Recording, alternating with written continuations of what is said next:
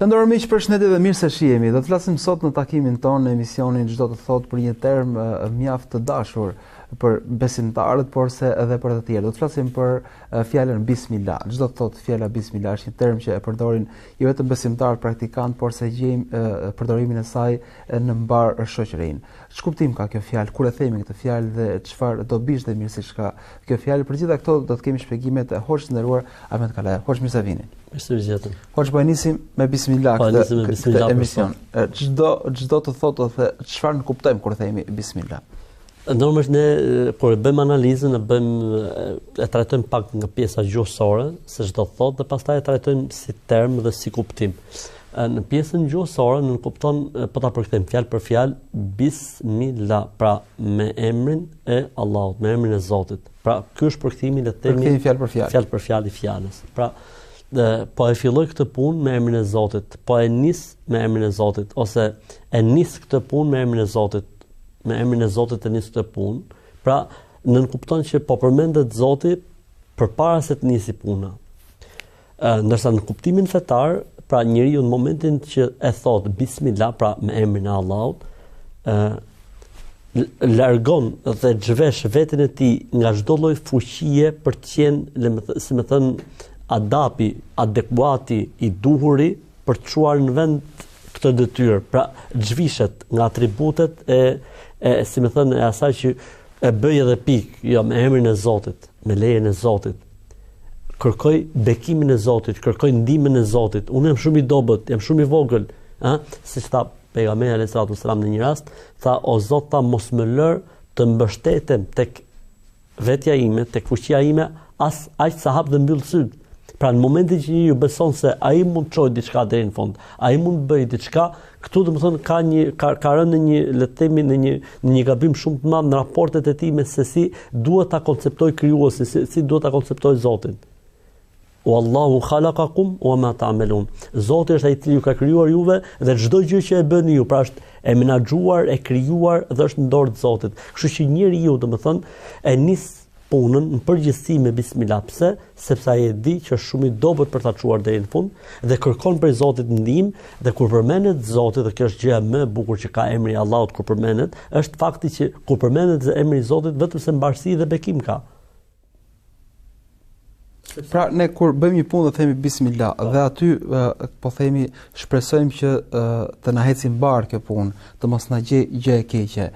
Fjala bismillah, thënia e kësaj fjale i jep mbarësi realisht punës tonë? Absolutisht, sepse ti po kërkon bekimin e Zotit. Ka dhe gjë të bukur thënia bismillah. Edhe nëse nuk realizohet puna, do të thotë se nuk ka qenë e hajrit. Pra ne nisim me bismillah, po nuk realizojmë dot. Nuk e realizojmë. Atë nuk ka qenë e hajrit.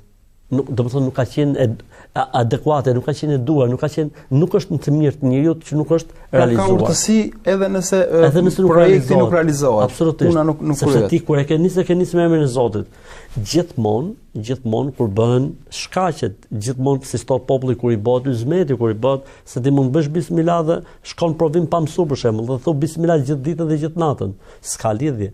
Ama nëse ti me të vërtetë ke mësuar, i ke bërë sebepet dhe shkon në provim ulesh bismillah, në dorë të Zotit ke për të pas sukses. E kundërta një personi i cili thotë unë kam mësuar gjithçka e bëj vet, edhe mund ta trajtoj vetvetja e tij. Pra Zoti mund ta lej në fuqinë e tij dhe kë Zoti e lën në fuqinë e tij nuk ka përcjellë sukses. Edhe nëse ka sukses, ajo do të jetë sprovë për të. Edhe nëse nuk realizohet kur e bën me bismillah, do të thotë se është thjesht një sprovë. Pra nëse nisemi mëngjes, ndezi makinën, themi bismillah, makina nuk ndizet. Zakonisht kur nuk kemi thënë bismillah, makina na është ndezur. Do thotë ka urtësi se nëse do ishte ndezur ajo makinë, mund të ishte po themi objekt aksidenti apo i problematikave të tjera. Absolutisht, po ka urtësi, ose mund të jetë një sprovë për ne, që do thotë, ora, po si ka mundsi kur nuk bëj bismillah, nizet, dhe kur bëj bismillah nuk nizet, dhe fillon njeriu ngacmohet në çështjet e besimit të tij. Ka situata të tilla, për shembull. Ndodh për shembull që njerëzit shkojnë tek filan, në thonjë za, gjithmonë, vendi mirë, dhe aty shërohen. Ndërkohë që feja thot vetëm Zoti, sebepet e vërteta vajten në spital, analizat e tjera. Po si ka mundsi? Kjo është një sprovë. Pra Zoti më dhën provë që ti do të besosh tek Zoti besosh tek Pra, a do ta shesësh marrëdhënien me Zotin për një interes, a u ndez makina apo s'ndez makina? Në një rast kush e vendos një hajmali, tha Zoti do të heqë dorë prej tij dhe do ta lër në kujdestarinë e hajmalisë. Mirë, po ka njerëz që kur kanë vënë hajmali janë shëruar nga problemi që kanë pas. Kjo është sprovë. Siç tha Zoti për shembull për me lajket në Kur'an, që tha Zoti i Madh në surën Al-Baqara faqe 16 kur foli Zoti për engjëjt e parë që kanë zbritur në tokë për çështjen e magjisë, gjithmonë flasim, o ma yu'allimani min ahadin hatta yaqula inna ma nahnu fitnatun fala takfur. Nuk ja mësonin askujt magjin derisa ti thoshin si fillim. Ne jemi sprov për njerëzimin, prandaj mos moho, mos dezerto nga besimi yt. Mos dezerto nga besimi yt. Pra, engjëlli erdhi nga Zoti për të mësuar njerëzve magjin. Por i thoshte dëgjoj, po e mësove do të dezertosh nga Islami, nga feja, nga besimi që ti ke. Dhe njeriu me koshiencë pranonte që të dezertonte. Kështu është një sprov. Kështu që ndodh ndonjëherë, edhe në duat tona. Ndodh ndonjëherë që s'na pranojnë duat. Po Zoti e din urtësinë se nuk ka shpër. Ndoshta nuk ka qenë me hajrit. Ndoshta Zoti do të shohë ne e prishim zemrën me Zotin apo jo? Mërzitemi me në raportet tona me Zotin apo jo? Ka shumë njerëz që thotë kam bërë dua, për shembull është një lutje. Kush e bën lutjen e Yunusit alayhis salam, Zoti do t'ia pranojë duan. Ose është lutje për shembull, ai lutje që thotë në fund të namazit. Allahumma inni as'aluka bi annaka Allahu alladhi la ilaha illa anta al-ahad as-samad alladhi lam thot fut aty duan aty ku dëshirën dhe bën dua, pranohet. Kur thotë po unë e bën, as më pranu. Urtësia e Zotit, mund Zoti ta kompensoj me një formë tjetër. Ndoshta Zoti as nuk ta plotson, as nuk ta kompenson, po ta jep shpërblimin botë. Urtësitë e Zotit ne nuk e dim. Por me situata të tilla matet edhe kapaciteti dhe, si më thon, fuqia e besimit njeriu. Ndërkohë, pothuajse çdo sure e Kuranit fillon me Bismillah. Ku qëndron e veçantë, ku qëndron urtësia, për çfarë ka nevojë fjala Bismillah këtu për lexuar fjalën e Zotit, për çfarë ndihmë ose për çfarë? Të gjitha surat e Kuranit fillojnë me Bismillah përveç surës At-Tauba. Është një sure në Kuran që nuk fillon me Bismillah. Pra Bismillah në Kuran është 114 herë. Atëherë që mungon në surën Tauba është përmend në surën An-Naml, innahu min Sulejman wa innahu bismillahir rahmanir rahim. Një letër e hartuar nga vet Sulejmani alayhis salam, bekimet e Zotit qofshin mbi të, e cila fillonte me bismillahir rahmanir rahim, me emrin e Allahut të gjithëmëshirshmit, mëshiruesit, ose mëshirëplotët, mëshiruesit. Nuk ka problem se si përkthehet si fjalë. Pra mund të thuash i gjithëmëshirshëm, mund të thuash mëshirëplot, mëshirues, ose mund të thuash mëshiruesit, mëshirëplotit. Janë rrahin tek njëjta gjë, sepse do të analizojmë edhe Bismillahirrahmanirrahim si fjali e plot. Pastaj përmendet në të gjitha surat e Kuranit, përveç se tek sura At-Tauba, e cila është një sure e cila flet mbi kanonet ose ligjet e luftës në Islam, si më thon kodi i luftës në Islam, për këtë arsye dhe domethënë nuk është përmend Bismillahirrahmanirrahim, me emrin e Allahut gjithëmëshirshëm, ndërkohë që aty do të flitet se si zhvillohet, në cilat situata, në cilat rrethana, cilat janë kriteret e tjera, domethënë këtu është gjë tjetër, këtu bëhet fjalë për drejtësi dhe nuk bëhet më fjalë për mëshirë. Për këtë arsye dhe nuk është nisur me Bismillahirrahmanirrahim, po është direkt bara'atun min Allah, distancim nga Zoti dhe i dërguari i tij ndaj idhujtarëve. Pa duhet të ketë patjetër një lloj distancimi mes nesh edhe atyre, nuk mund të jemi koktel, nuk mund të jemi me emrus përbashkët. Duhet patjetër një distancim, bara'a. Ardhja e Bismillahirrahmanirrahim në çdo sure ka dy gjëra. E para, ne sa herë që lexojmë sure Kur'ani kërkojmë bekimin e Zotit. Pra vazhdon e njëjta linjë. Pra kërkojmë bekimin e Zotit për leximin dhe kuptimet e asaj. Sepse ti mund ta lexosh, por nuk përfiton prej leximit, me kuptimin nuk të bën dobi. Kështu që nuk realizon atë që don, sepse Kur'ani nuk lexohet vetëm për adhurim. Kur'ani lexohet për shërim. Kur'ani lexohet për dhikr, Kur'anin mund ta përdorësh për dua, sure të caktuara. Kështu që me Bismillah duhet nis patjetër. Arsyeja e dytë, tregon njëri për shokët e profetit, Bismillahirrahmanirrahim, kur zbriste Bismillahirrahmanirrahim nëpërmjet Xhibrilit mbi profetin alayhis salam, ne kuptonim se sura ka mbaruar dhe po fillon një sure tjetër. Pra çdo sure ndahej, si më thon kufiri ndarës me sureve ishte pikërisht fjala Bismillahirrahmanirrahim. Ndërkohë ne zakonisht dëgjojmë Bismillah. Ndërkohë që në Kur'an dhe në duat ndryshme është Bismillahirrahmanirrahim. Jo gjithmonë. Si thuhet? Mjafton vetëm Bismillah apo duhet të plotësohet me Nëse thuhet Bismillahirrahmanirrahim është okay, është mirë, po faktikisht ajo që kërkohet, domethënë në situata të caktuara është vetëm fjala Bismillah. Për shembull, le të themi kur njeriu futet në xhami, thot bismillah, jo bismillahirrahmanirrahim. Kur del nga xhamia, thot bismillah, nuk thot bismillahirrahmanirrahim. Kur nis abdesin, thot bismillah, nuk thot bismillahirrahmanirrahim. Kur bën kurban, thot bismillah dhe nuk thot bismillahirrahmanirrahim. Kur futet në banjo, thot bismillah dhe nuk thot bismillahirrahmanirrahim. Në marrëdhënien e tij me bashkëshorten në shtrat, thot bismillah dhe nuk e plotson, pra nuk e thot bismillahirrahmanirrahim. Pra jo gjithmonë bëhet e plot, njeriu mund ta thot plot, nuk ka asnjë problem, por ka, si më thënë, situata të caktuara, siç I përmendon, që bëhet vetëm bismillah dhe nuk bëhet bismillahirrahmanirrahim. Kjo ka qenë tradita dhe praktika profetike në këto situata. Ka thënë vetëm bismillah. Po. Ajo që unë do të këshillohet, më që jemi në rastin e bismillahirrahmanirrahim, edhe në rastin e bismillahs, është mirë që njeriu në çdo moment të ditës dhe të natës ti për çdo lëvizje që bën, le të bëj bismillah. Sepse bismillah ti po kërkon bekimin e Zotit, po kërkon që emri I Zotit të ketë efektin e vet, pra emri I Zotit, kur themi vet Allahu xhallahu të ketë efektin e vet në këtë gjë që po ndodh, në këtë gjë. Për këtë është mirë të edukojmë edhe bismillah, se ashtu kur fillojmë ushqimin. Pra bismillah jo bismillahirrahmanirrahim. Pra në 7 raste ku thuhet bismillah dhe nuk thuhet bismillahirrahmanirrahim. Ti në të gjitha këto lloj situatash kërkon bekimin, mbarsinë, kërkon suksesin prej Allahut. Për këtë arsye, domethënë është mirë që të edukojmë veten tonë, ne, po edhe fëmijët tanë, edhe njerëzit të edukojmë gjithmonë me bismillah. Pra ton bismillah, të thuhet fjala bismillah gjithmonë, sepse është mirë se është bekim, dhe e dyta për çdo gjë të keqe që mund të jetë rreth e përqark nesh, bismillaja ty të pastron dhe të arsyeton. Çfarë do thotë kjo? Normalisht ne besojmë që bashkë me ne ka edhe xhin. Ne besojmë që bashkë me ne funksionojnë edhe energjitë negative, siç është mysyshi, siç është smira, zilia etj. Në momentin që njeriu ulet diku apo ngrihet apo prezanton diku pa përmend emrin e Zotit, ka shumë premisa dhe gjasa që të dëmtojmë diçka apo diçka të na dëmtoj, siç është mysyshi. Në momentin që ne bëjmë bismillah, automatikisht kemi bërë për rreth vetes tonë, si më thënë, një lloj mbroje që një arsye më shumë, një lloj vaksine për të ruajtur dhe për të mbrojtur. Edhe nëse bëjmë diçka gabimisht, për shembull njeriu kur hedh ujë ose kur gjun një gur ose kur bën një frymë, mund të dëmtojë diçka.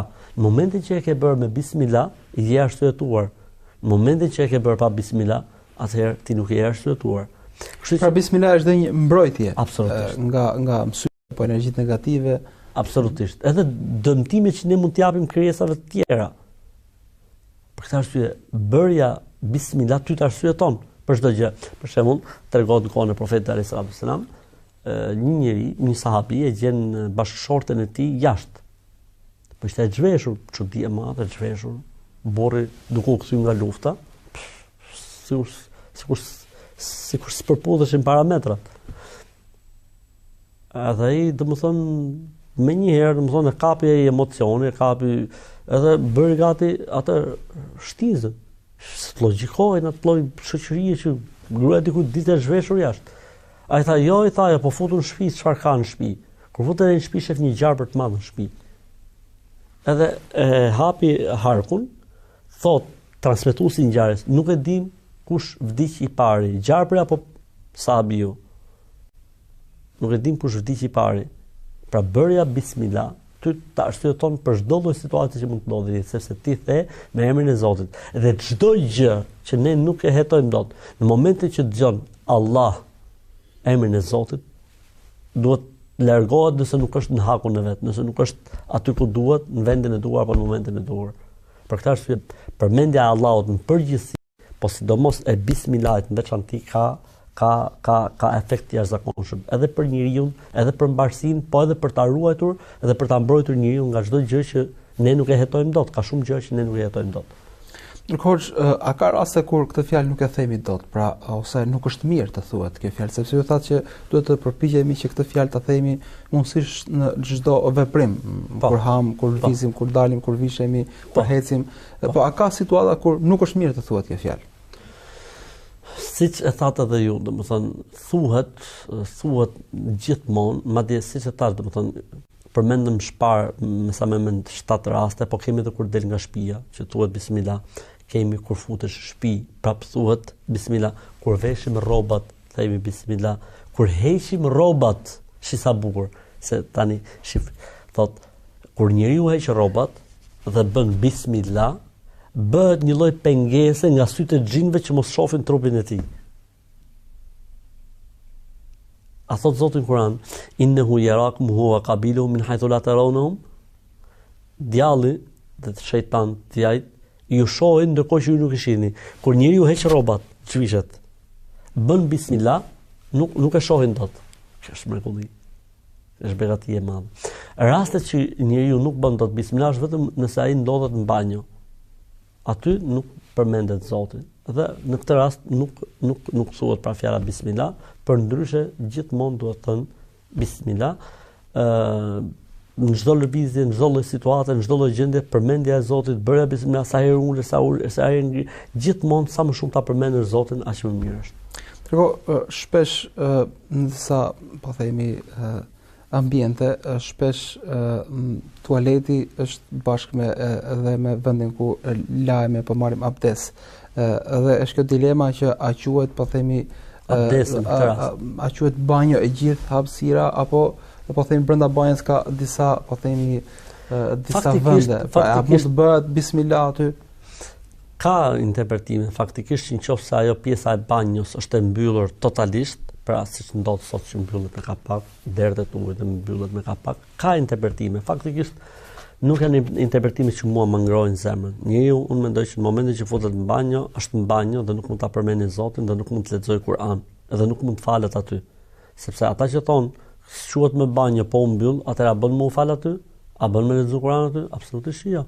Atëherë thënë do të jetë dy hapësira të ndara. Po dërgo ku mund ta themi bismillah, sepse abdesi është atëherë, nëse kemi vetëm dush, një dhomë për dushin që nuk ka në të banjo, nuk ka asnjë problem, thuhet bismillah kur merr gusul apo kur merr abdes. Ama nëse është edhe banjo nevojtoria, domethënë aty, atëherë ne nuk mund ta themi. Po çfarë bën në këtë rast, për shembull, sepse ka një hadith që thotë ai njeriu që nuk bën bismillah kur merr abdes, s'ka abdes, pra nuk e ka abdesin e plot. Atëherë themi po, në këtë rast nuk e thot dot. Po atëherë çfarë bën? Në këtë rast e thot me mend. Pra e mendon fjalën bismillah dhe fillon abdesin. Pra ka një vetdije se po e fillon me emrin e Zotit, por nuk e shqipton. Sepse ka diçka, domethënë, përmendja e Zotit quhet përmendja e Zotit kur bëhet me gojë. Përveç se nëse njëri ka të pamundur. Siç ndodh, për shembull, do të falësh namaz, po nuk flet dot. Falesh me mend. I mendon të gjitha veprimet edhe pse je i shtrirë për shemb. Kështu që edhe në këtë rast, domethënë kur jemi në banjë nuk themi bismillah, po e mendojmë fjalën bismillah dhe e fillojmë abdesin.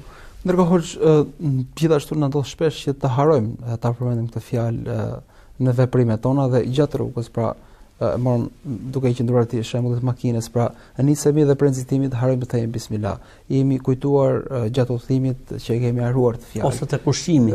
Në shumë raste ka hadith pejgamberit alayhis salam. Çfarë bëhet në këto raste? Kur njeriu harron, është i falur dhe i toleruar, sepse harresa është e falur në Kur'an, pra ka një ajet kuranor të veçantë i cili tregon se harresa është e falur nga Zoti i gjithësisë, pra me kuptimin Rabbena la tu'akhidna in nasina wa akhtana, o Zot, mos na ngarko me mëkat nëse ne gabojmë ose harrojmë, pra gabimi dhe harresa është e falur. Në këtë rast bëjmë bismillah kur të kujtohemi. Për shembull, jemi nisë me makinë, kujtohemi rrugës, atëherë themi bismillah. Aty kur kujtohemi bëjmë bismillah. Po kështu edhe në rastet e tjera, përveç se nëse ka ik, për shembull, ti i ke veshur rrobat, s'ka më bismillah. Si më thon ti ke mbaruar, atëherë s'ka më. Ama nëse je, për shembull thot pejgamberi sallallahu alajhi wasallam, kur futeni në shtëpi thot përmendni emrin e Zotit, sepse në momentin që njeriu kur futet në shtëpi përmend emrin e Zotit, djajt që shoqëroi njeriu flasin njëri tjetrin, stop, se përmend emrin e Zotit. Po kështu edhe kur njeriu del nga shtëpia dhe përmend emrin e Zotit, pa thot bismillah tawakkaltu ala Allah wala hawla wala quwwata illa billah. Thot në këtë rast, për ata që duan të gjejnë, i keni tek libri Mboroja muslimane të gjitha. Shejtanët i thonë njëri tjetrit, lëreni këtë se ky është mbështet Zotit edhe ja ka dorëzuar çështjen e tij Zotit. Në ushqim, tha pejgamberi sallallahu alajhi wasallam, nëse dikush është duke ngrënë për jush dhe harron, bëj bismillah në fillim, atëherë le të thot bismillahi awwalahu wa akhirahu, ose bismillahi awwalihi wa akhirihi, pa awwalahu wa akhirahu. Bismillah në fillim, edhe tani në këtë moment, pra në fund që jam tani. Kështu që bëm bismillah për fillim edhe për fundin ku po fillon tani. Kështu që në këtë rast thuhet në këtë formë. Por nuk bëhet kjo si më thon analogji në raste të tjera. Për shembull, unë po shkoj për Shkodër dhe rrugës u kujtova që s'kam bërë bismillah. Nuk themi dot bismillah awwali wa akhiri, sepse nuk ka argument.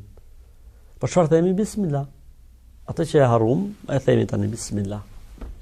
Ose bëjmë shkputje të shkurtër dhe rikthehemi sërish te pikërisht kësaj fjale pas pak. Ndërmiq shihemi në pjesën e dytë pas pak momentesh.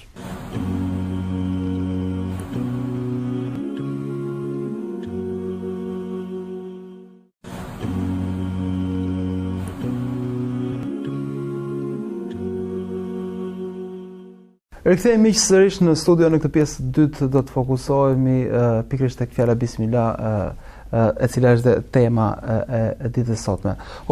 Disa persona, si për të kërkuar bekimin e Zotit sa më tepër, e përmendin këtë fjalë shumë herë, pra për të bërë veprim e thon 3 herë bismillah, bismillah, bismillah.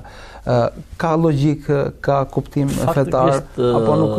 Duket sikur është thuje shumë herë se do të ketë më shumë vlerë ose do të përfitosh më shumë, por faktikisht nuk ka argument. Pa po të ishte kjo gjë, domethënë, okay, shumë korrekte, një disiplinë e tillë për ta përsëritur disa herë do ta kishte bërë profeti alayhis salatu wassalam. E përderisa profeti alayhis salatu wassalam nuk e ka bërë një gjë të tillë, do të thotë që duhet jemi të kufizuar.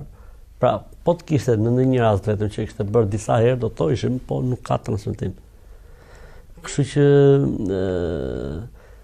që më e mira ose do të thoja që nuk bën, më mirë le të themi, të jemi të kthjellët, nuk bën sepse nuk e ka bërë 3 herë profeti alayhis salam apo më shumë se 1 herë profeti alayhis salatu wasalam. Ndërkohë ka shumë njerëz të cilët ndoshta nuk kanë një raport shumë të ngushtë me praktikat islame, po së paku para se të flenë gjumë e kanë këtë pjesë që thon bismillah. Çfarë po themi, çfarë rëndësie ka, çfarë vlen kjo fjalë para se të flem gjumë, i cili është një moment në cilin ne nuk do të bëjmë asnjë veprim, sepse gjumi është lloj pasiviteti i plot, nëse më themi kështu. Dhe çfarë vlerë ka thënia e kësaj fjale? Ne themi nuk po bëjmë asgjë, po faktikisht në gjumë ndodhen shumë procese fiziologjike për njeriu, sidomos për shpirtin e tij, që është gjumi, qetësia dhe si më thënë një lloj shkëputje jo e plot, po e pjesshme mes shpirtit dhe trupit. Për këtë arsye edhe është traditë e profetit alayhis salam që njeriu kur shtrihet për fletur gjumë thot bismillah. Pra, ta përmendin Zotin, e para gjë, e dyta gjë, nëse njeriu thot në një transmetim flen me abdes edhe përmend Zotin kur flen gjumë, në çdo fije floku të tij, një melek lutet për të dhe bën dua për të. Kështu që thënia bismillah edhe kur flen gjumë, edhe kur çohemi prej gjumi, edhe kur vishemi, edhe kur zhvishemi. Pra, është madje edhe kur gjërat nuk na shkojnë mirë, prap duhet të themi bismillah. Për shembull, kemi një rast që profeti alayhis salam po ecte me njërin prej shokëve të tij dhe kafsha, si më thonë, u rrëzua. Dhe ai tha, mallkuar qoftë shejtani. Tha profeti alayhis salam, kur ti thua mallkuar qoftë shejtani, ai zmadhohet, bëhet i madh. Sistemin e drejtë, mor drejtë. Tha profeti alayhis salam, ai bëhet i madh. Po të kishe thënë bismillah, shejtani do të zvoglohej sa një miz. Kështu që edhe kur nuk shkojnë punët mirë, do thonë nuk duhet të mallkojmë, nuk duhet të themi bismillah, bismillah, bismillah, për të qetësuar veten edhe për mbarësi. Ndërkohë, hoç, me fëmijët që janë të vegjël, janë foshnjë dhe cilët mundohen që të ushqehen apo të hanë diçka. A mund të themi ne bismillah për ta, pra si është kjo pjesa? Vlla, do të thonë puna e fëmijëve, ata janë 2 faza, le të themi, fazë që nuk i kapin dot gjërat, siç janë fëmijët e vegjël, dhe faza, le të themi, 6 vjeç, 7 vjeç lart që ata i kuptojnë. Në këtë moshë ne duhet të edukojmë fëmijët që thon bismillah, në mënyrë që kur të rriten, pra të arrin moshën e pubertetit, moshën e faljes, moshën e obligimit të faljes, moshën e detyrimit të padiskutueshëm faljes, pra kemi edukim për faljen që është 7 vjeç, kemi obligim të faljes që është 10 vjeç dhe kemi detyrim, si më thon, domosdoshmëri të faljes që është mosha 13-14, të jetë bërë edukat. Kanë ndodhur kohën e profetit alayhis salam, kanë qenë ul në një sofër, edhe një djalosh tregon thot, dora ime thot lëvizte tek ajo tepsia, duke zgjedhur si fëmijë e vogël. Dhe profeti që i tha: "Ja bunej, o bir, semmillaha, përmende Allahun, pra thuaj bismillah, wa kul bi yaminike, ha me dorë të djathtë, wa kul mimma yelik, dhe ha nga pjesa që ke përpara."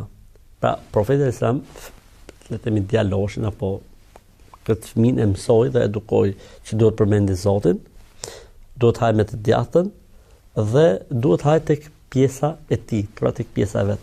Ka gjë të bukur gjithashtu për ushqimin. Kur njeriu bën bismillah, Zoti ushqimin ja kthen në bekim.